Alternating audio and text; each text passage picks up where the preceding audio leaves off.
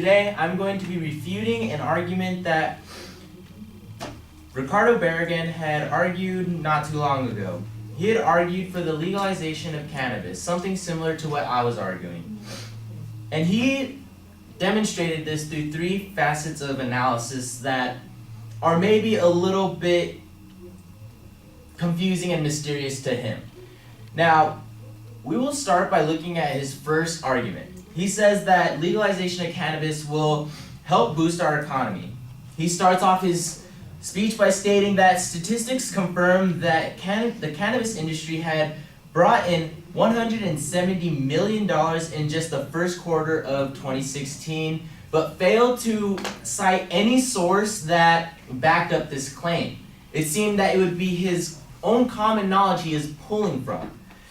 Not only that, he goes on to start another sentence and another claim that is not even attached to the first claim, stating that new analysis from the Tax Foundation has found that the legalization of marijuana can generate up to $28 billion in tax revenue for federal, state, and local governments. However, the words can and up to suggest the most optimistic projection for cannabis sales. Not only that, but if cannabis legalization were to hit these sales, Mr. Barragan failed to state how this funding would be distributed amongst the branches of government he had previously mentioned. Mr. Barragan also went on to state that this funding would be able to provide better health care, social programs, and state-of-the-art education. However, when Mr. Barragan had previously stated that this funding would be able to provide significant benefits, he failed to state that only a portion of this funding would go to the federal government. Mr. Barragan also failed to state how fast the federal government would spend this optimistic and hypothetical projection on healthcare alone.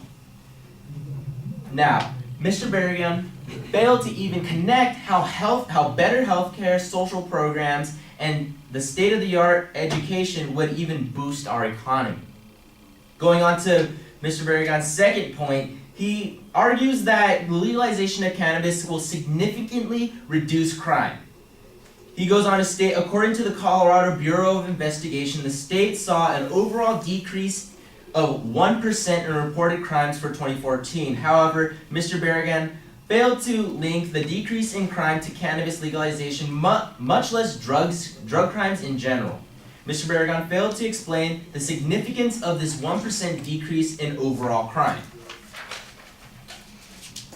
Now, Ricardo linked cannabis legalization to the decrease in property crime and homicide, two offenses that do not seem to have any relation to cannabis at all, and not even any correlation that Mr. Barragan himself cared to elaborate on. Now, he also states that it is believed that the legalization of marijuana would obliterate illegal drug sales. The advocate failed to provide any source for this claim besides what he felt to be popular belief. Not only that, but it is also popular belief that when cannabis is legalized in tax and has a markup in price, individuals will resort to illegal avenues for cannabis. Not to mention, persons under the age of legal consumption would naturally resort to illegal drug dealers as well. So the claim that illegal drug sales would be obliterated is completely unsupported and false. In addition, the advocate also only mentioned drug dealers in general and did not care to mention cannabis dealers at all, which furthers my point that marijuana legalization will not obliterate the sales of heroin, cocaine, and etc. Now, in his third point, he states that cannabis legalization will help treat cancer patients.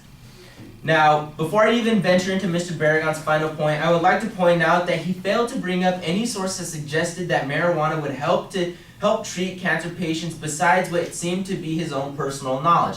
Not that I am disagreeing with that, but that when he's not citing any sources, it makes it seem that he's just only pulling from his own personal opinion, which takes a lot away from his credibility.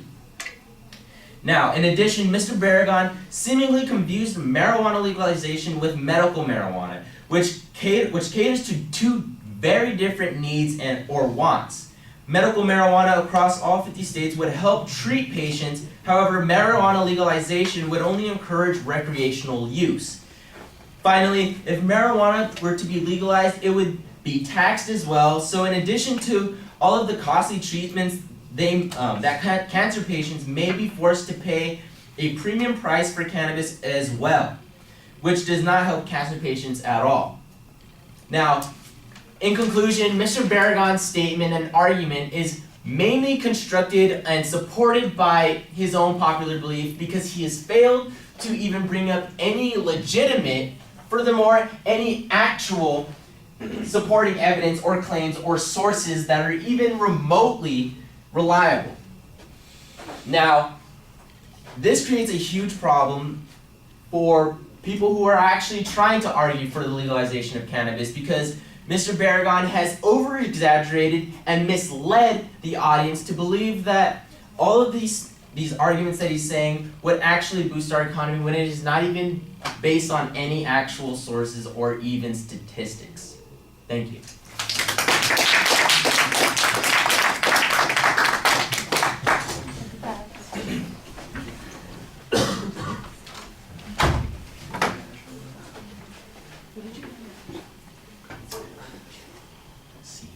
All right, without taking a contrary position, you do a pretty good job challenging the advocate's documentation or proof on the claims that are being made. I thought that you did a good job suggesting that there's a lack of citation of sources, especially on the first point.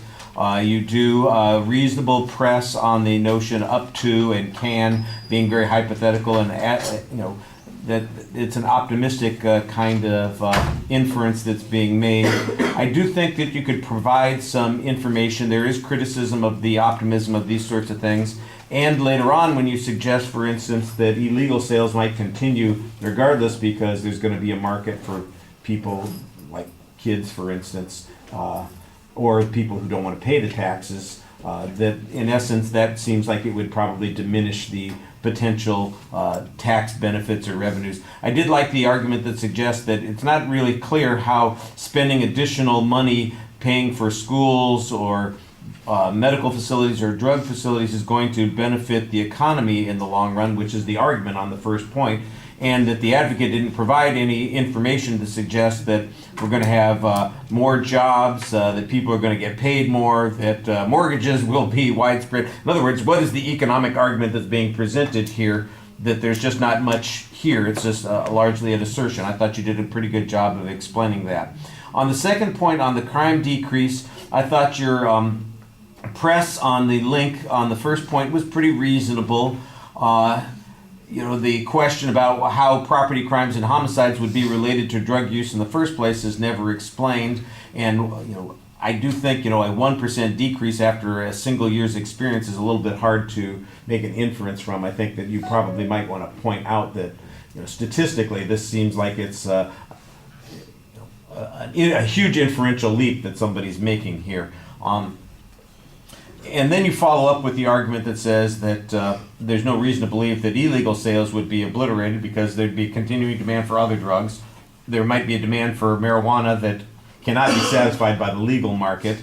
And I think there could be a little bit more explanation about what goes on there. I think there's likely that people will grow their own to avoid paying taxes, or the people who are currently dealing illegally, well, the penalties will be less for them dealing illegally because now they're not breaking a drug law, they're merely breaking a tax law if they're not paying the taxes on it. And if the difference between going to a state authorized sales location is paying $20 a gram or $100 a gram or whatever the price is this week, which includes the taxes, and going to your drug dealer down on the corner and paying a third as much, why would anybody go to those other places? It makes a little bit of sense. And I assume that there would be some information that could kind of support that argument. The claim that you're making, I think, is a good one, but it's unsupported, just like the advocate's claim is unsupported. All right, so it needs some data on it. And then the cancer patient argument, you basically suggest that there's no evidence on this particular point. He's making assertions based on what appears to be his knowledge of the subject without providing us proof on that. And you kind of take it as take offense at it, umbrage at it, because people who do advocate, like you did in your presentation, the argument becomes cluttered by this kind of misrepresentation of information that if you're not going to present a claim and back it up, that you aren't really advancing the cause in this particular case. I'm glad that you didn't do what some people have done and suddenly say, so here's how to make that argument and give the good answer to it, and you just stuck with the criticism and the refutation of the argument that was being presented. All right, thank you.